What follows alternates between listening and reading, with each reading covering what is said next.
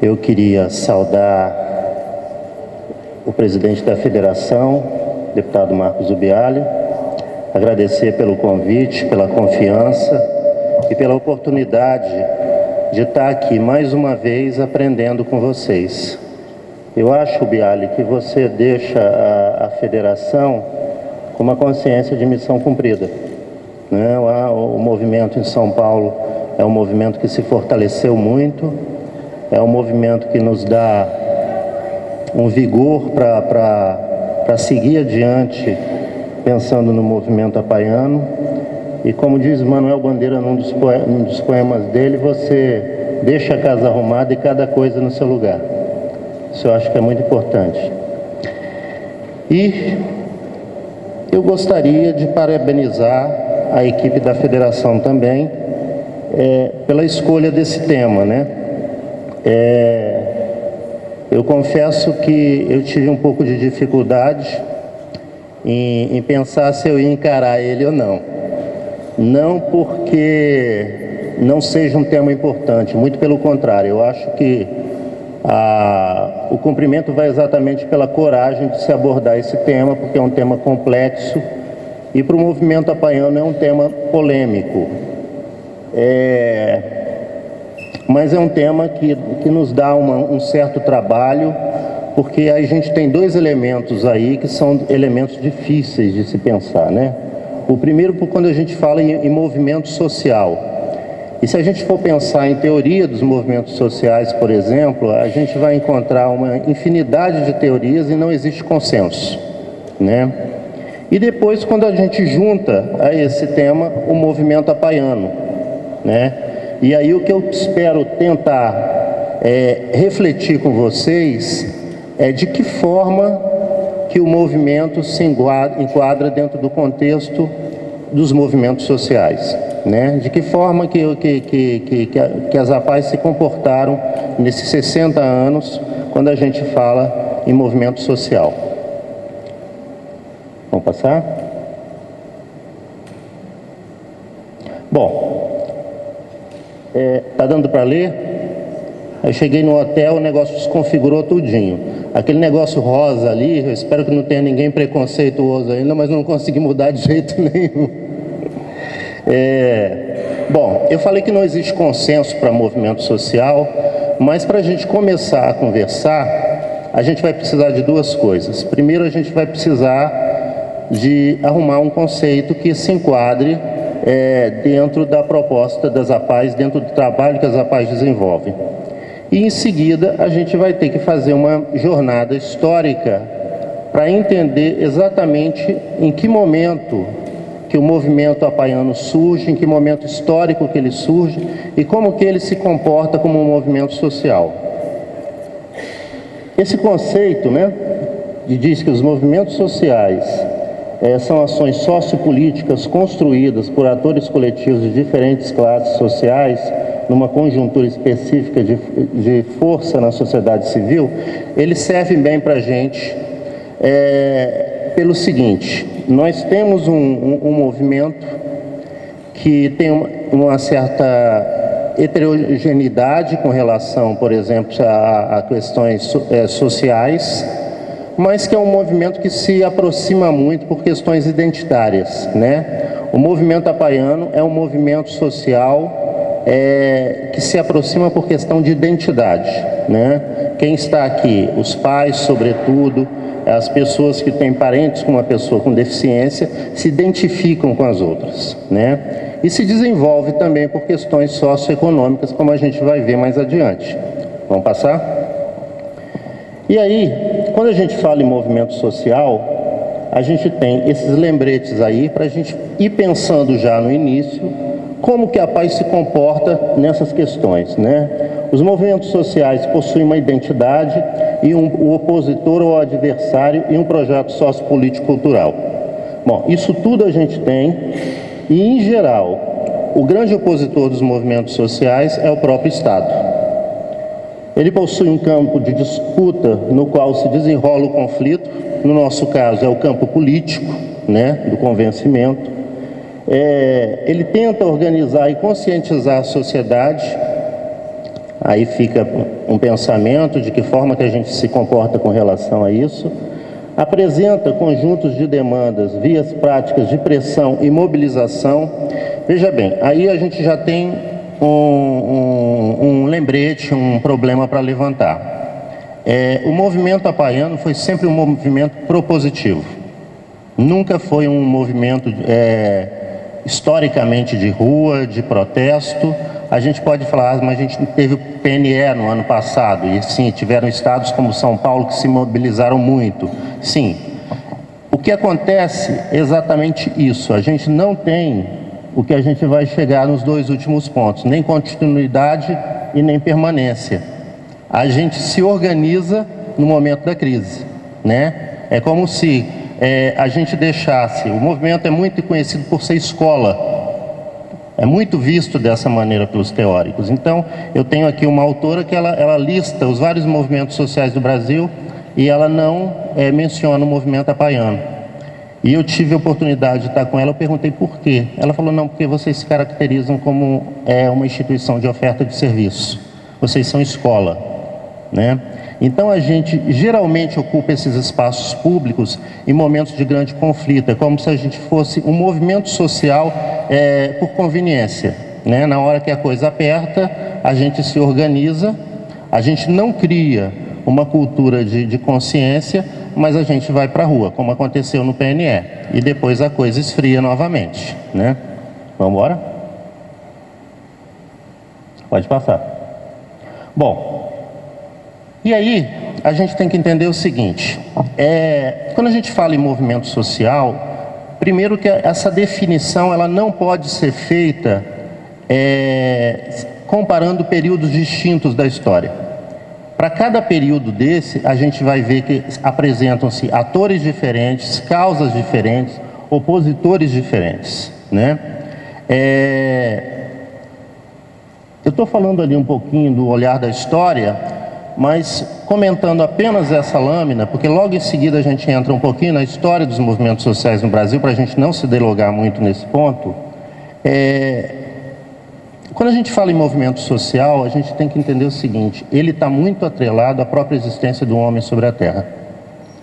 A partir do momento que o homem pré-histórico começou a ver que ele vivia em adversidade, que ele precisava caçar, que ele precisava sobreviver, que ele precisava combater com outros clãs, ele começou a se aproximar de pessoas que tinham comportamentos parecidos com o dele, pessoas que tinham laços familiares. Então, a história da mobilização social, ela é muito antiga no mundo, né? É lógico que a gente tem aí momentos que os historiadores nos chamam muita atenção, como a Revolução Francesa, que começou com o movimento popular, que foi a queda da Bastilha. A gente tem toda a movimentação que foi depois da Revolução Industrial, com o surgimento dos sindicatos, né? Mas a movimentação social é um fator antigo. O homem, historicamente, se une para defender uma causa em comum. Isso é quase que um instinto de sobrevivência. Vamos passar? Bom, exatamente o que eu falei, na história da humanidade, vários foram os momentos que as ações coletivas surgiram como movimentos de resistência e de reivindicação de direitos. Vamos adiante. E aí a gente entra um pouquinho na história do Brasil. Acho importante a gente passar rápido isso, para a gente perceber exatamente em que momento que o movimento apaiano surge e em que contexto histórico, né? No período colonial e no Império, a gente teve várias revoltas, golpes, insurreições, né? Esses golpes eram motivados por questões de identidade nacional. O Brasil queria ter a sua independência. Eram motivados por questões como a escravidão, eram motivados por questões como cobrança de impostos. De maneira geral, os movimentos que aconteceram nesse período foram movimentos movidos pela elite. A própria Inconfidência Mineira é um deles, né? Vamos passando. Bom, e aí a gente entra na Primeira República, né? Criação de inúmeras sociedades beneficentes de auxílio mútuo, né? Várias caixas beneficentes foram criadas, algumas delas inclusive para dar contas de militares que voltavam com algum tipo de deficiência em conflito. a criação de uniões operárias e sociedades de trabalhadores, ainda não eram sindicatos, movimentos de revolta federalista e da Esquadra, e o massacre de Canudos. Vamos passar? O massacre de Canudos se aproxima um pouquinho desse primeiro ponto ali, que muitos historiadores colocam como a gênese do movimento social no Brasil, a revolta da vacina, que foi exatamente o primeiro movimento de rua. Ele durou 4 dias, em 1904, movido por pessoas do povo, né? E que se revoltavam pela obrigação de serem vacinados na campanha sanitarista que o Brasil estava desenvolvendo. Nessa mesma época, a gente teve as proliferações de ligas e uniões de operários. Isso tudo era uma crescente para se chegar aos sindicatos, né? A questão das associações começaram a aparecer, as associações beneficentes. Foi exatamente nesse período que a nossa co-irmã, e eu posso até dizer que instituição mãe, né, se fundou no estado de Minas Gerais, que é a Pestalozzi. A gente começou a ter as primeiras greves, a questão da ideologia do anarquismo, o surgimento do Partido Comunista e, na sequência, os sindicatos. Isso foi muito forte em São Paulo, sobretudo pelo número de imigrantes que o Estado recebeu, que já vinham com uma mentalidade diferente, né? E São Paulo, eminentemente, recebeu muitos imigrantes que vinham de cidades grandes. E a Revolução de 30, que também começou como um movimento social, que foi a Revolta dos Tenentes. Vamos? Bom, e aí a gente começa a entrar em algumas questões mais próximas, né? No Estado Novo, no governo de Getúlio Vargas, a gente começa um governo populista e começa a ampliar a participação popular, né? E aí, efetivamente, se firmam os sindicatos, né? As federações, entre outros. Em 1937, um dado importante para a gente, em meio ao Estado Novo, o presidente Getúlio Vargas cria o Conselho Nacional de Serviço Social. O Conselho Nacional de Serviço Social é o nosso antigo CNAS, quer dizer, o nosso atual CNAS, né? Pode passar. E exatamente o CNAS que estabeleceu os critérios para contratualizar com instituições filantrópicas, com instituições sem fins lucrativos. Isso através do Ministério da Educação e Saúde, né? A partir daquele momento, o Brasil arrumava um meio legal de transferir recursos para uma instituição privada para que pudesse executar algum tipo de serviço, né? Até então, as instituições viviam de caridade. Em 1937, por determinação do governo federal, o Estado começa a se aproximar dessas instituições. Vamos seguir? E em 1942 acontece um outro fato interessante, que é a criação da LBA, né? Eu acho que o pessoal aqui lembra, foi extinta na década de 90, no final do governo Collor, e de maneira geral também a LBA centralizou muito desses convênios que nós tínhamos historicamente. E aí essa observação é muito interessante. Foi mais ou menos nessa época que o atendimento das repercussões da pobreza e da miséria deixou de ser um caso de polícia e assumiu em seu trato o âmbito da moral privada numa lógica conservadora da assistência social em sua versão filantrópica.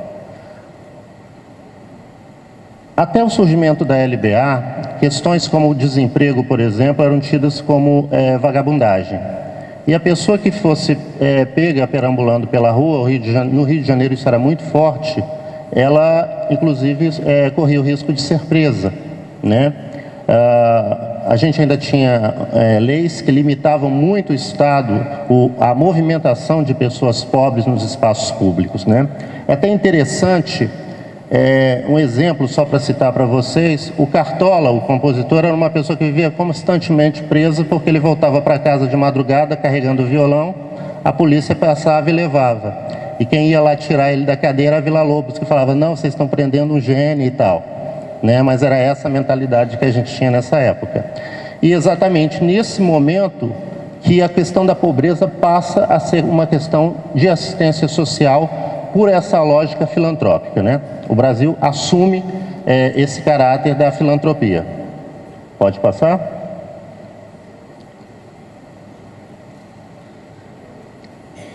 Ok. Eu acho que eu pulei um negócio aí, mas tudo bem. Bom, no período militar, né, foi um período em que os movimentos sociais eles tinham muito um caráter político. Alguns grupos se envolviam em lutas armadas e outros grupos, de forma mais sutil, exerciam essa movimentação nos bastidores. Nesse momento, a gente teve um papel muito importante, também foram muito perseguidas as comunidades eclesiais de base. E aí a gente faz uma parada, já adiantando um ponto, e aí eu até peço ajuda do pessoal que está na APAE há mais tempo se discordar, eu acho que o dado é sempre interessante, que algumas pessoas que eu consultei, pessoas bem antigas no movimento, me diziam o seguinte: o período militar foi o período de ouro para o movimento, né? A gente não tinha muita dificuldade de recurso. E analisando um pouquinho esses depoimentos, a gente entende que a movimentação era feita da seguinte maneira: um movimento social como a APAE não era um movimento que botava em risco o que eles chamavam de segurança nacional. Muito pelo contrário, o regime queria se aproximar de movimentos assim, porque isso para a sociedade pegava bem, né? Vamos seguir? Bom, os anos 80 foram os anos que a gente começou a discutir a questão da transição, da redemocratização do país. Começou-se a campanha das diretas já, né? E alguns movimentos começaram a aparecer com mais vigor, movimentos que antes estavam escondidos. Mas vamos para os anos 90, que exatamente é o que nos interessa. Pode passar. Bom, e aí a gente chega nos anos 90, para finalmente terminar o nosso passeio aí pela história, que é um momento que a gente já tem a nossa Constituição de 88 promulgada, conhecida como a Constituição Cidadã, e que traçou os parâmetros para assistência social no Brasil, na área da própria assistência, na área da educação, na área da saúde. E aí houve um incremento grande também nesses anos da questão das instituições do terceiro setor. E é exatamente nesse momento que o problema das APAES começa a aparecer, né?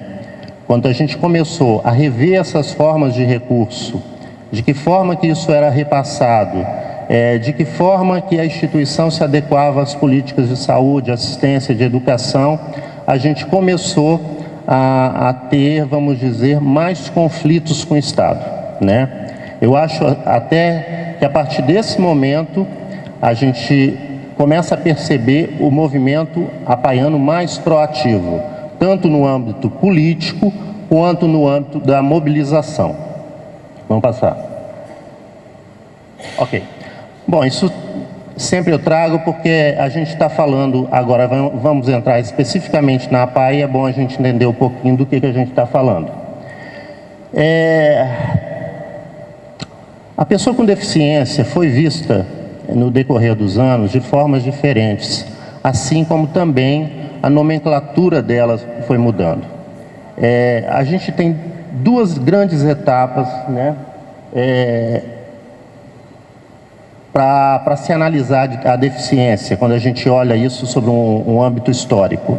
A primeira etapa, desde o início dos tempos, até mais ou menos 1750, é uma etapa conhecida como a etapa teocrática ou religiosa, teocêntrica, onde a pessoa com deficiência era vista ou como uma bênção de Deus, ou como um anjo, ou como um ser angelical, ou o contrário, como uma maldição, um ser maligno, produto de feitiçaria, né? Essa visão perdurou na sociedade, e inclusive a igreja tem muita força nisso, mas também a gente não pode julgar ela nos dias de hoje com os olhos daquela época, né? perdurou até mais ou menos 1750, quando em Paris foi criada a primeira escola para surdos, a primeira escola real para surdos. A partir desse momento, a comunidade científica, os estudiosos começaram a inaugurar um outro modelo, uma outra etapa na deficiência, que é a chamada etapa social. Essa, por sua vez, se divide em dois modelos. O modelo médico, né, que define a deficiência como uma doença, que entende que é o profissional que vai estabelecer se a pessoa com deficiência pode trabalhar, se ela é apta para a escola, inclusive se ela pode ter uma vida afetiva.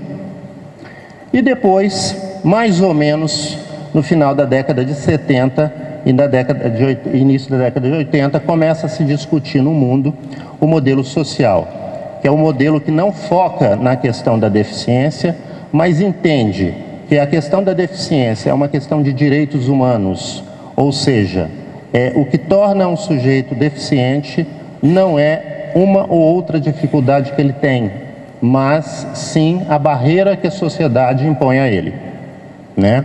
E é muito importante a gente revisar esse tema, porque o próximo slide, pode passar?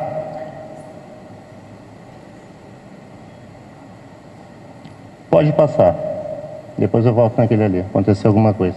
Bom, o próximo slide fala exatamente do momento que a paz surge, né? É um movimento que surgiu em 1954, em dezembro de 54, na cidade do Rio de Janeiro. O movimento apaiano foi fundado dentro da Associação Pestalozzi como um movimento propositivo, fruto da mobilização de pais, profissionais e amigos da pessoa com deficiência. Bom, aí vocês podem pensar, o que de diferente há entre o modelo que a Pestalozzi prega e o modelo da APAE? Por que se criar uma outra instituição? Bom, os pais, naquele momento, eles queriam que o seu filho fosse visto, seus filhos fossem vistos com outros olhos pela sociedade. Eles entendiam que esses cidadãos, essas pessoas, estimuladas, poderiam alcançar determinados feitos que eram impensados antes. Imbuídos dessa ideia, criaram uma associação que olhava para essa pessoa sobre o ponto de vista do pai e não do profissional. Essa é a grande diferença entre as APAES e as Pestalozzi, né? Nós somos uma associação de pais, né? A Pestalozzi sempre caminhou com o olhar profissional do técnico. E esse olhar dos pais queria usar, né? Tanto que a nomenclatura que escolheram nessa época, que era a nomenclatura que se usava, dizia excepcional, porque eles acreditavam que os filhos deles podiam mais, né? Eles lutavam por isso.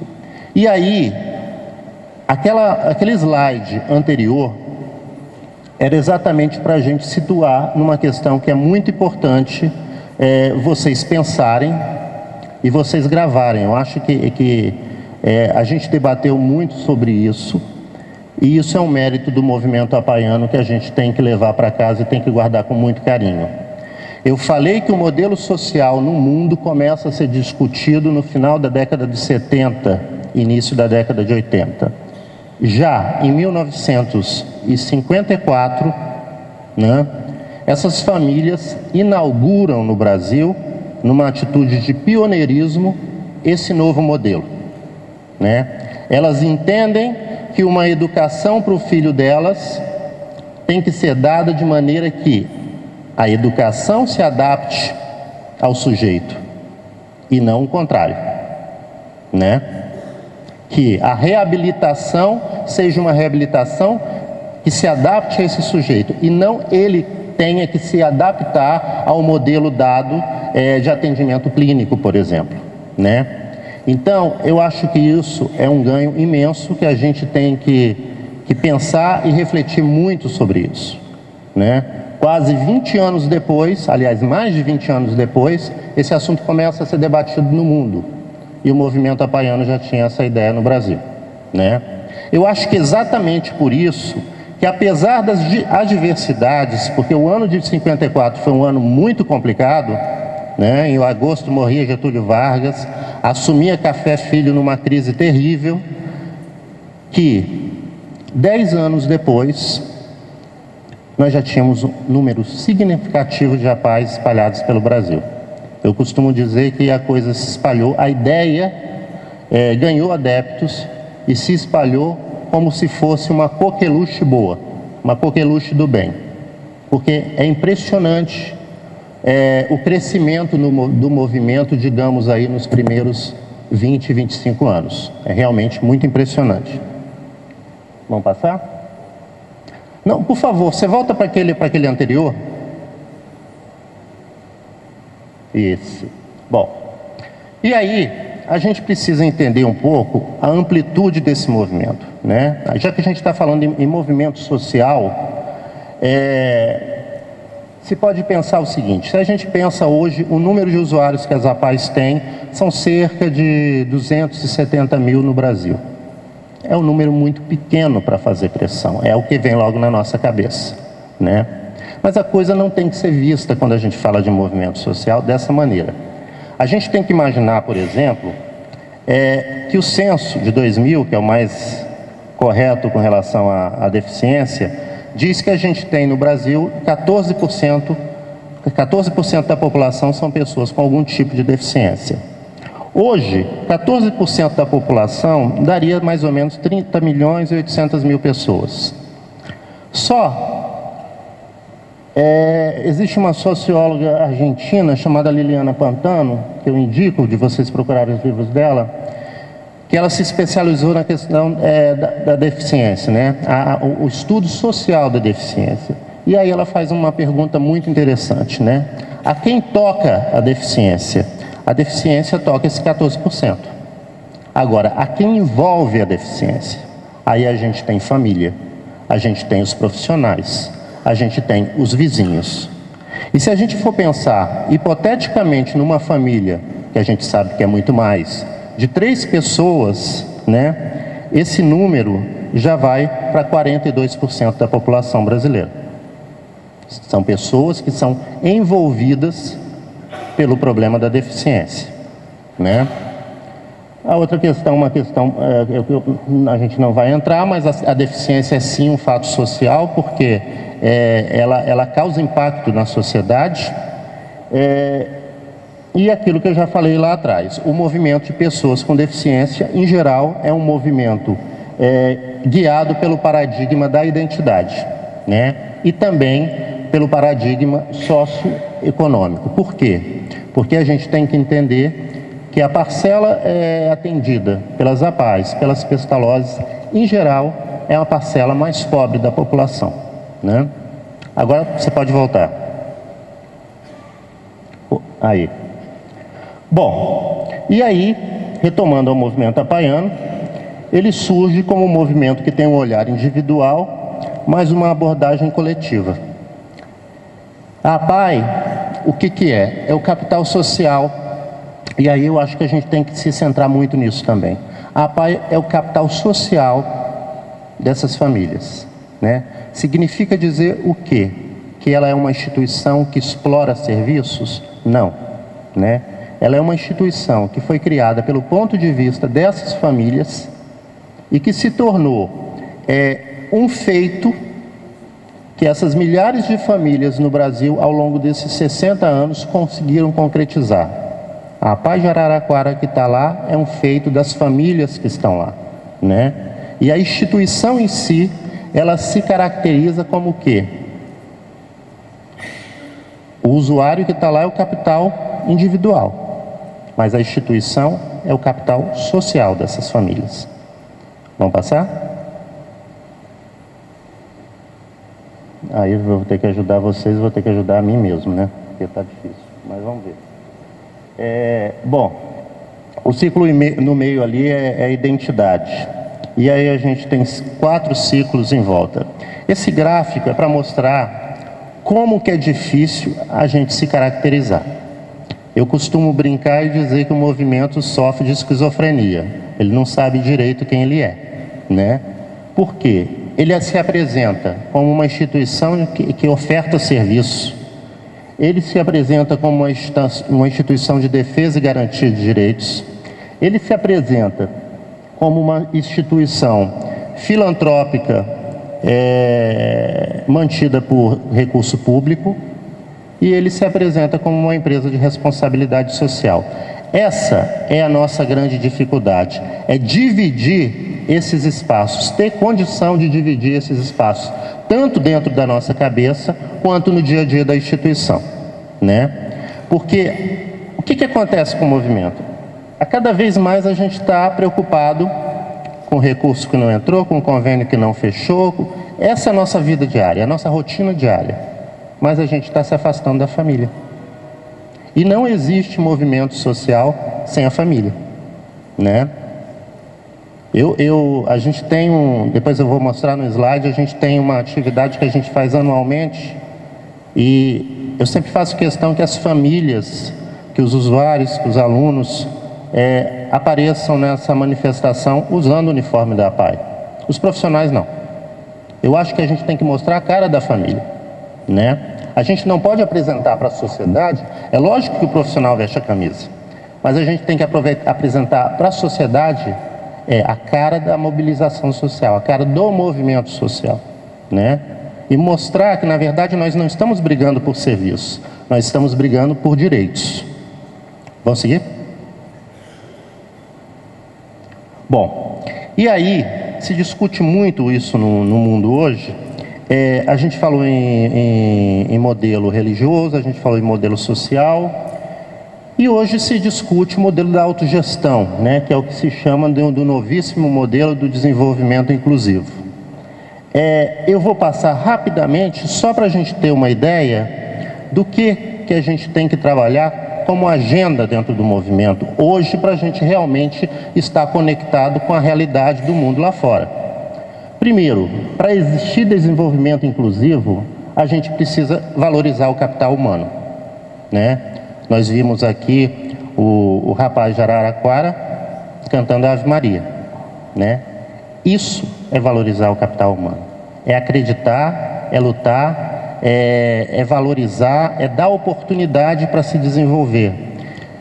Se usa muito dizer o seguinte, nossa, é um exemplo de superação. Eu não gosto disso. Eu acho que ele tem a capacidade, ela precisa ser desenvolvida. Não é porque ele cantou que a gente tem que olhar para ele como se ele fosse um ET ou algo surpreendente, não. Ele tem essa capacidade e ele tem essa vontade. Resta a gente encontrar os caminhos para estimular.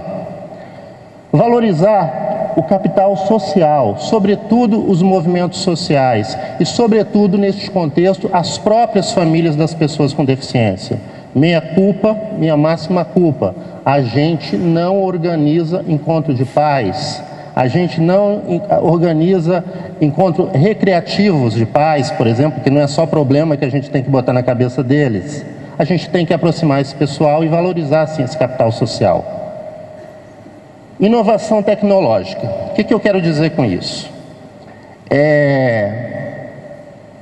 A gente está numa época que a tecnologia muda de 18 em 18 meses. Né? Daqui a 18 meses, um celular que você tem hoje de ponta está obsoleto. Você tem outra coisa que você tem que fazer um curso para aprender a mexer naquilo, né? A gente já ultrapassou a questão tecnológica para a questão da internet, e a gente hoje, eu digo que a gente está na era dos aplicativos. Tem aplicativo para tudo. Esses dias eu estava lá em casa querendo descobrir qual era a tinta que estava na parede, foram lá com um troço, tiraram uma foto e o aplicativo disse qual era a cor. Quer dizer, se minha avó, por exemplo, que já morreu, visse um negócio desse hoje, diria que era um troço do diabo, né? Porque essas pessoas não conseguem acompanhar essa velocidade.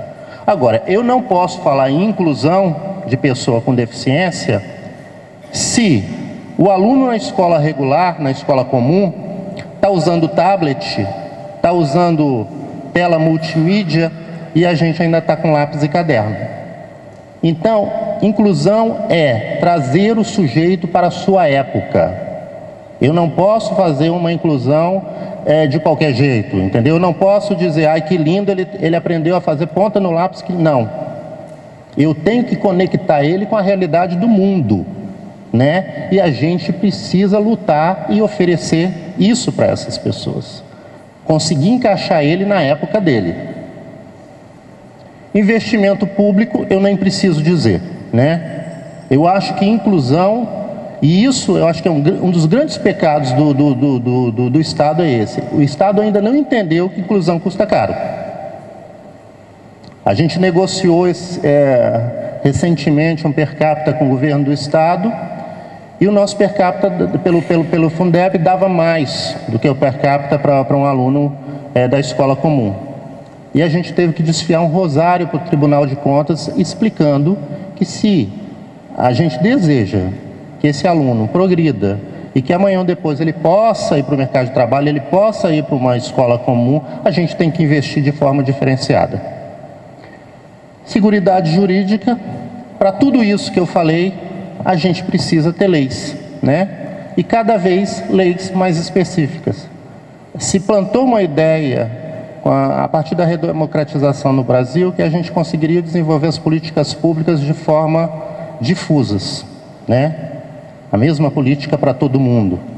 Cada vez mais a gente está vendo que isso é uma fala falida, né? O idoso precisa de uma atenção especial, a pessoa com deficiência precisa de uma atenção especial, a mulher precisa de uma atenção especial das leis, né? Vamos seguir? Bom, tá meio embaçado, né? Quando eu tirei isso na internet eu estava sem óculos. Mas é o seguinte, essa ponte aí é a ponte que liga a minha cidade, Vitória, aliás, a cidade que eu nasci, Vitória, a cidade que eu moro, Vila Velha. É uma ponte que tem 4 quilômetros e alguma coisa. Eu peço desculpa de botar uma foto lá da minha cidade, mas aí eu tenho que dizer o seguinte, que eu sinto orgulho de saber que nas manifestações do ano passado, em Vitória se fez a segunda maior manifestação do Brasil, né? E justamente essa imagem foi impactante, porque uma ponte de mais de 4 quilômetros, ela estava do começo ao fim cheia de gente, né? Ali na legenda não dá para ler, mas diz assim, a noite mais linda das manifestações, né? Bom, por que isso está aí? Porque o ano passado aconteceu uma coisa que ninguém esperava, né? Eu não digo do ponto de vista das manifestações, eu digo do ponto de vista teórico, porque o que aconteceu no ano passado, pegaria um livro como esse aqui e jogaria no lixo.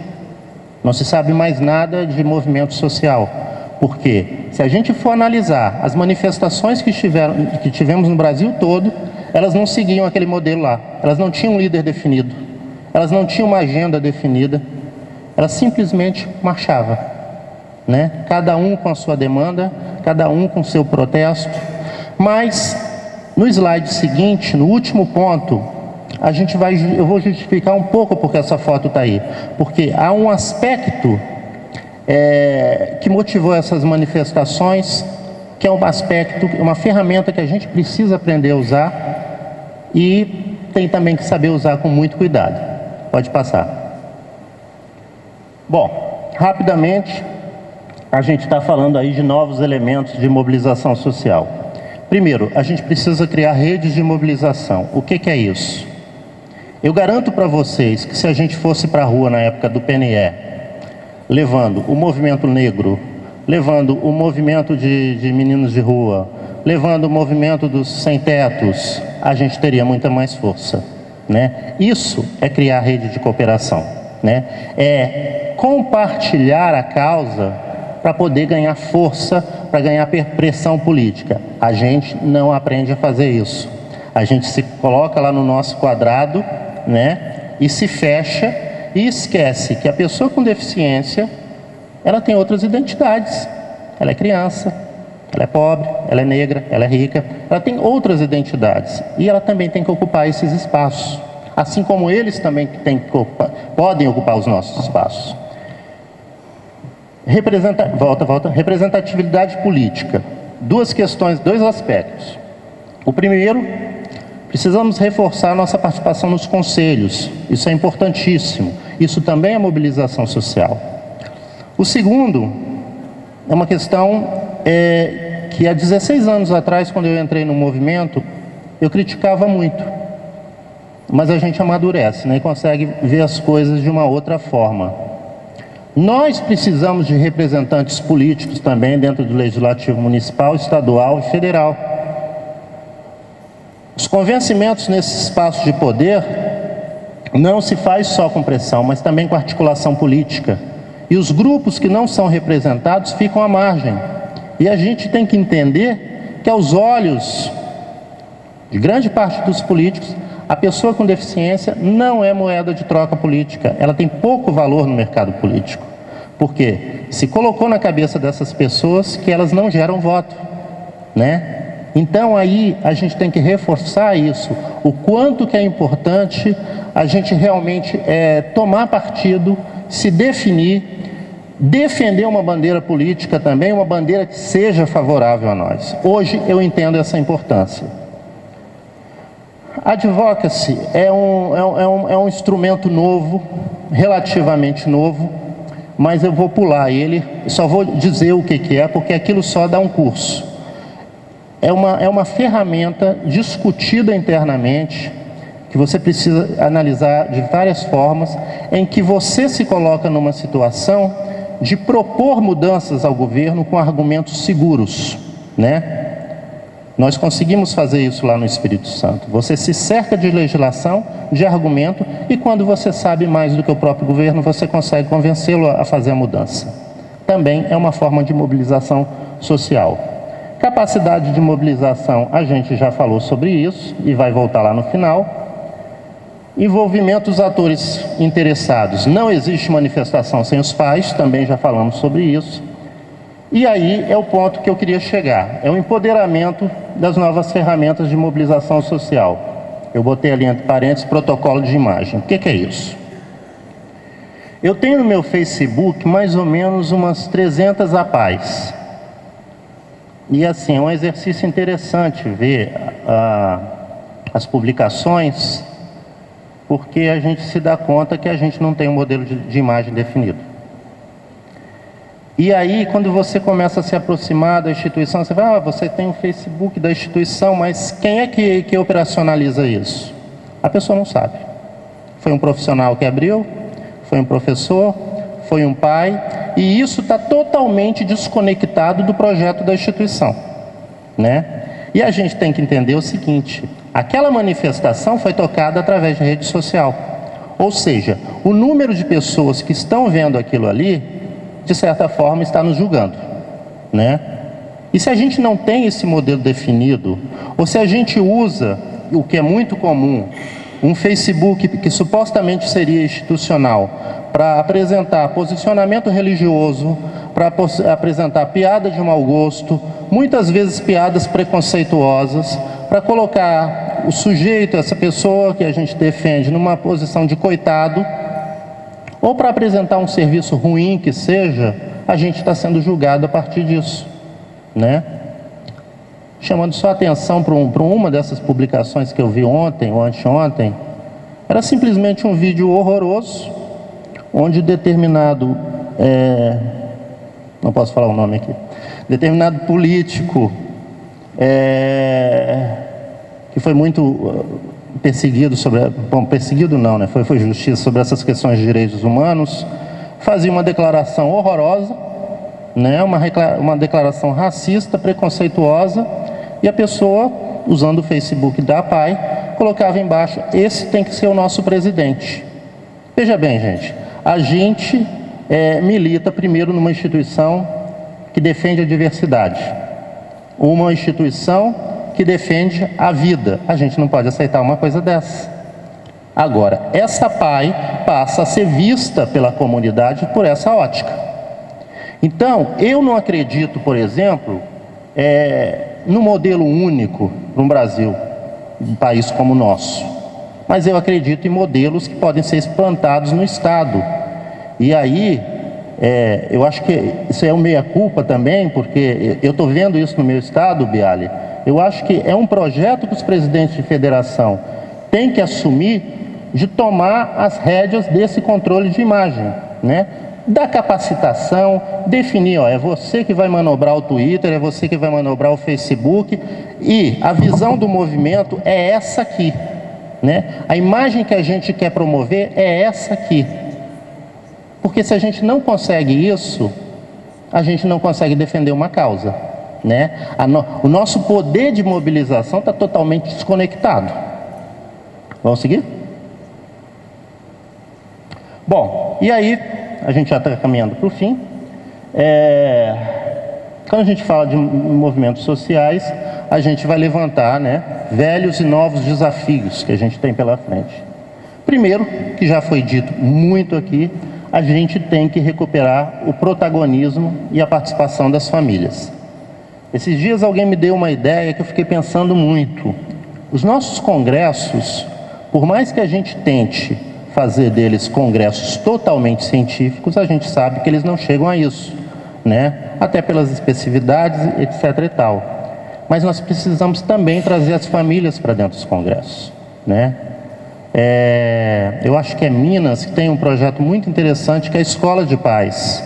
A gente precisa dizer para essa família o que é ser associado à instituição.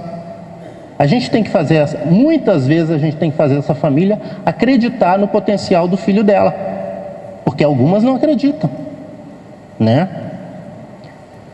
Fortalecer cotidianamente as ações do programa de autodefensoria. Isso é um programa importantíssimo que não pode existir somente no momento da eleição e no momento do fórum.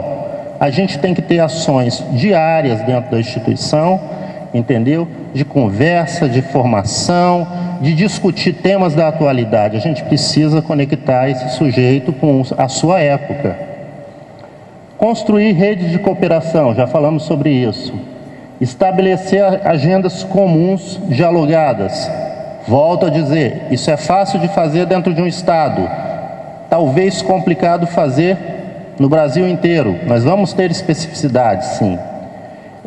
Rever o pacto associativo. O que é isso? Isso é um outro pecado que nós temos. A pessoa tem que se sentir associada no momento que ela chega na instituição. A gente tem famílias que chegam na instituição, estão lá há 10 anos achando que aquilo lá é público. Então, a gente tem que assumir um comportamento que a família chegou hoje, o assistente social vai explicar o que é a APAE, vai entregar na mão dessa família o estatuto da APAE, vai dizer para a família, inclusive, que ela também tem obrigações, né? E esse pacto associativo também tem que ser refeito nas outras esferas do movimento. A APAE para a Federação Estadual, Federação Nacional para as Federações Estaduais. Hoje, esse pacto não está claro, né? E isso é um fator de enfraquecimento do movimento. E, o que eu já falei, desenvolver um protocolo de imagem, né? Eu acho que cada estado tem que procurar cuidar da imagem das instituições. Isso é uma coisa complicada. Vamos seguir? Bom, essa foto aí, rapidamente falando, isso é um evento que acontece anualmente lá no estado, e na verdade é um evento, o evento é religioso. A festa da Penha é uma festa que, se eu não me engano, é a segunda ou a terceira maior festa religiosa do Brasil. Só que ao longo do tempo, esses dias de festa começaram a ensejar uma espécie de marcha dos excluídos, né? Vários segmentos da sociedade começaram a se reunir e fazer romarias, onde no final você tinha uma missa ou tinha um culto ecumênico, alguma coisa assim. E passou a ser um espaço de reivindicação.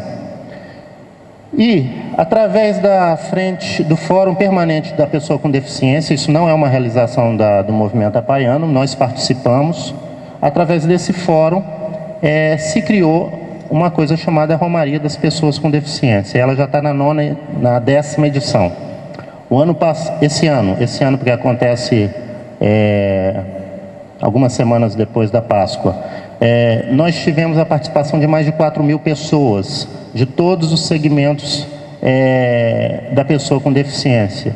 E o curioso é ver que é um evento que não reúne só católicos, reúne evangélicos, reúne pessoas de outras denominações, mas que escolheram esse espaço pela visibilidade que ele tem, como um espaço de mobilização social pacífica, às vezes usando de um pouco de ironia, isso também é uma boa ferramenta, mas que tem dado muito resultado para as nossas ações, porque às vezes a gente diz para o secretário de Educação: olha, é bom fechar logo, porque semana que vem a imprensa está lá e vai ter a romaria, e você sabe que o pessoal leva faixa, né?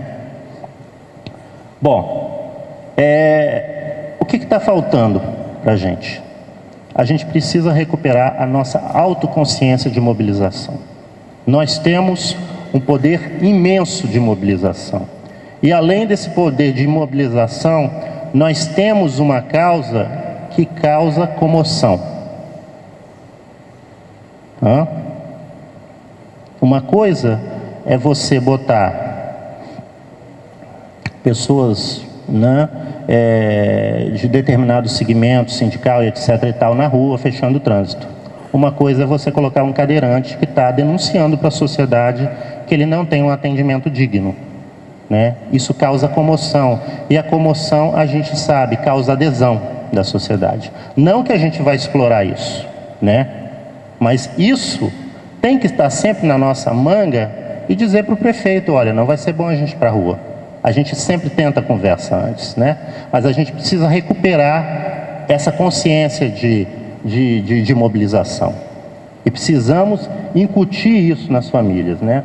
Exterminar a ideia do assistencialismo, que é muito presente na nossa cabeça. Às vezes a gente tropeça nesse pecado, é muito presente dentro das instituições, e elevar a ideia do direito.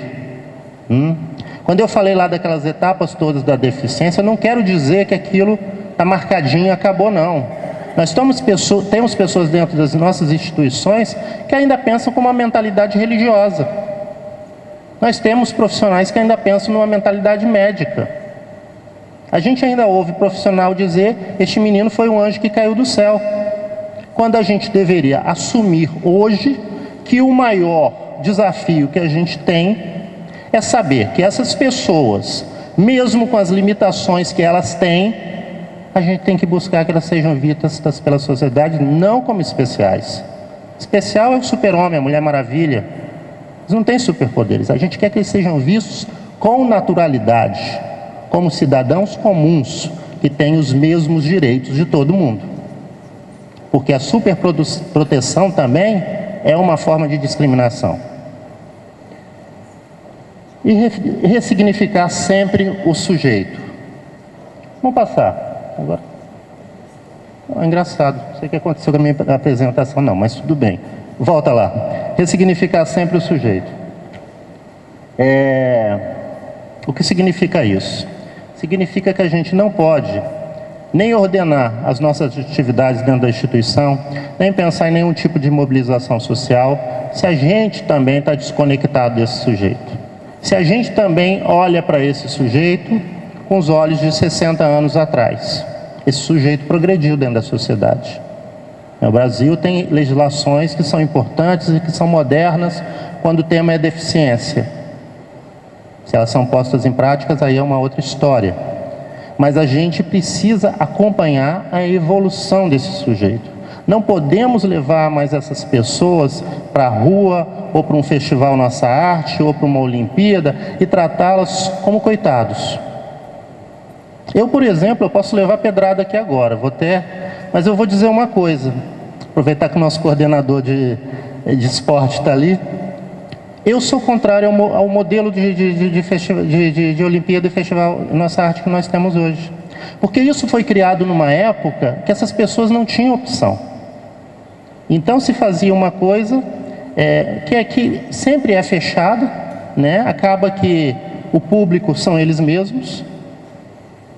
Quando a gente hoje tem que começar a buscar outros caminhos, até para uma situação de autovalorização desse sujeito, né? Por que não criarmos redes de cooperação com outras instituições? Por que não investirmos em participações em Paralimpíadas, em festivais de teatro, usarmos as leis municipais de incentivo à cultura e ao esporte? Então a gente precisa também repensar essas nossas práticas. Porque às vezes, sim, a gente cai um pouquinho no pecado da segregação, sim. A gente está olhando para o sujeito ainda com aquele olhar lá de 60 anos atrás. Bom, finalizando, foi o slide que faltou ali, que sumiu.